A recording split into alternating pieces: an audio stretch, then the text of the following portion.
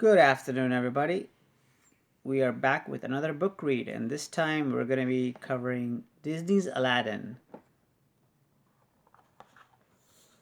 This book is adapted by Kreider, and it's illustrated by Darrell Baker.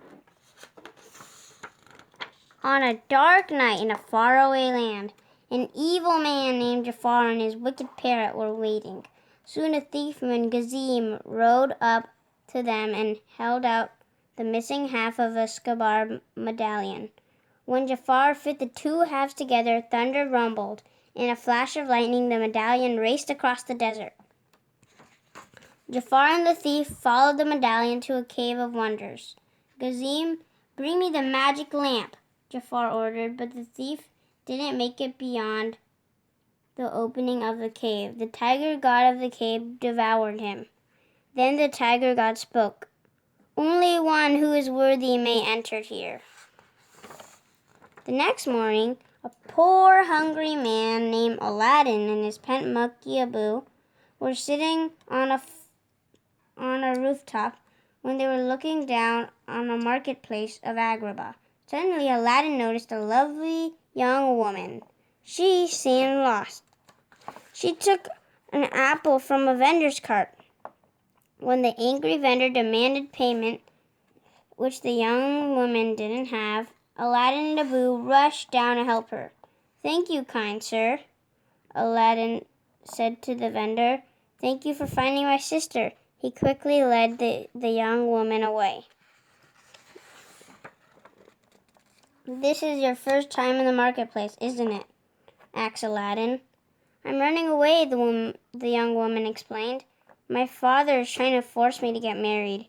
Suddenly, the palace guards appeared and arrested Aladdin. When the young woman demanded that they release Aladdin, the guards found out that she was Princess Jasmine, the Sultan's daughter. The guards explained to her that Jafar, her father's advisor, had ordered Aladdin's capture. Princess Jasmine returned to the palace and ordered Jafar to release Aladdin. Jafar told her that the young man had been killed, but Aladdin was not dead. Jafar was keeping him alive because he learned that Aladdin was the only person worthy to enter the Cave of Wonders. It was Aladdin who could bring the magic lamp to Jafar. Then at last, Jafar would use it to become Sultan.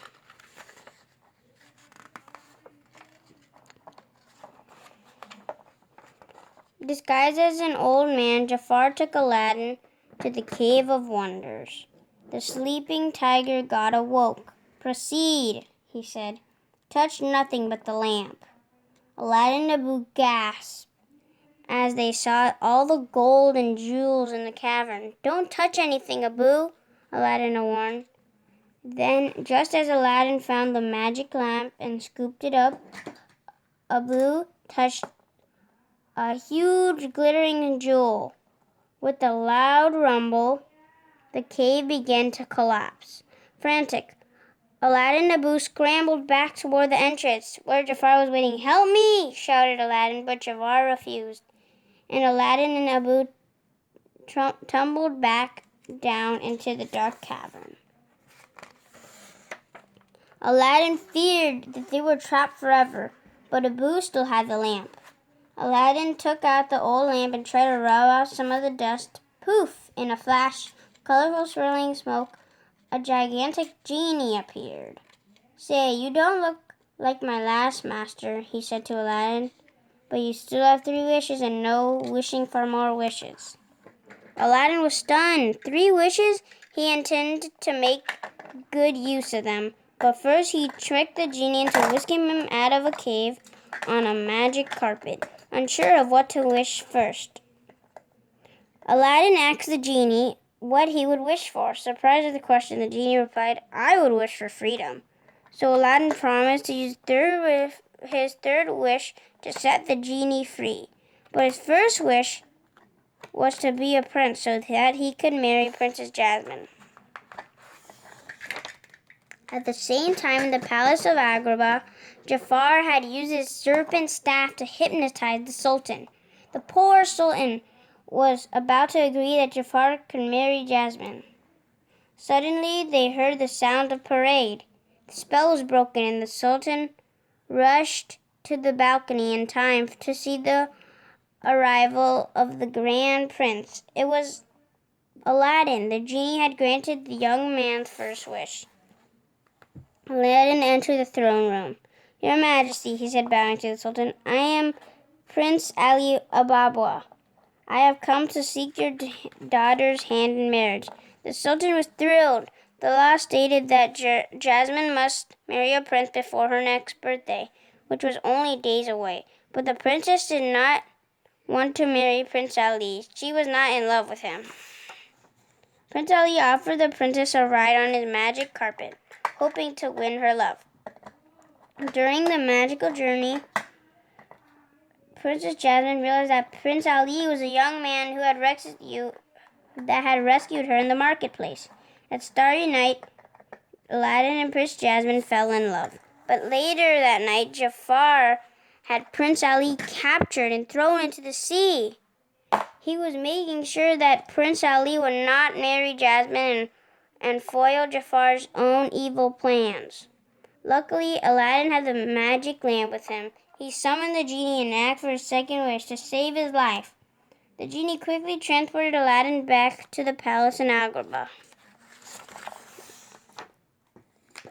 Now that Prince Ali was out of the way, Jafar was determined to marry Prince Jasmine. "I will never marry you, Jafar," cried Jasmine. "Papa, I choose Prince Ali." But once again, the Sultan was under Jafar's spell, and he ordered his daughter to marry Jafar. The princess was suspicious. "Papa, what's wrong with you?" she asked. Suddenly, Aladdin burst into the throne room and smashed Jafar's serpent staff. "He has been controlling you with this, Your Highness," said Aladdin. Immediately, the spell was broken. "Traitor!" shouted the Sultan. "Guards, arrest Jafar!"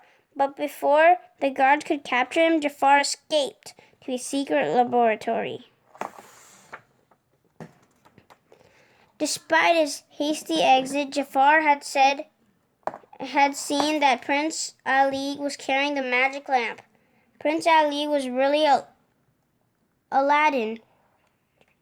Jafar ordered Lago, his parrot, to steal the lamp. When Lago returned, Jafar made the genie appear. "I wish to be Sultan," he demanded. The moment had come for the Sultan to announce the wedding of Prince Jasmine and Prince Ali Agrabah. A cheering crowd had gathered in front of the palace. Suddenly Jafar appeared in the Sultan's robes. The crowd gasped. "Genie, what have you done?" Aladdin shouted, "Sorry, kid," the genie said the genie sadly. "I've got a new master now." Then Jafar made his second wish. He wanted to be the most powerful sorcerer in the world. Jafar, the sorcerer, lost no time turning Prince Ali back into Aladdin. Jasmine couldn't believe her eyes. "Jasmine, I'm sorry," cried Aladdin. I'm not a prince. I can't marry you." Finally, Jafar banished Aladdin to the ends of the earth, where Aladdin found himself a million miles from nowhere.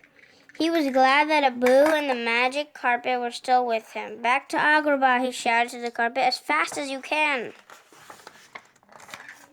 Jafar was in the palace throne room enjoying his newfound powers when Aladdin appeared. "How many times do I have to destroy you, boy?" he roared. "You cowardly snake," Aladdin snapped. "Cowardly snake?" shouted Jafar with a loud hiss. He turned himself into a giant cobra. "Without the genie, boy, you're nothing," said Jafar, laughing. Look up at the power-hungry Jafar. Aladdin got an idea. "The genie has more power than you'll ever have," he jeered. Yes, hissed Jafar. "You're right. I'm ready to make my third wish. I wish to be a genie." The moment Jafar turned into a genie, Aladdin smiled. Jafar had forgotten that a genie must live in a lamp. He and Lago disappeared into their own magic lamp. The Sultan was overjoyed. That day, he changed the law so that Jasmine could marry the man she chose, and she chose Aladdin. And what did Aladdin do with his wish? He kept his promise and wished for the genie's freedom. "Look out, world!" exclaimed the genie. "Here I come! I'm free!" Thank you guys for watching. I hope you enjoyed the video. Bye. Bye.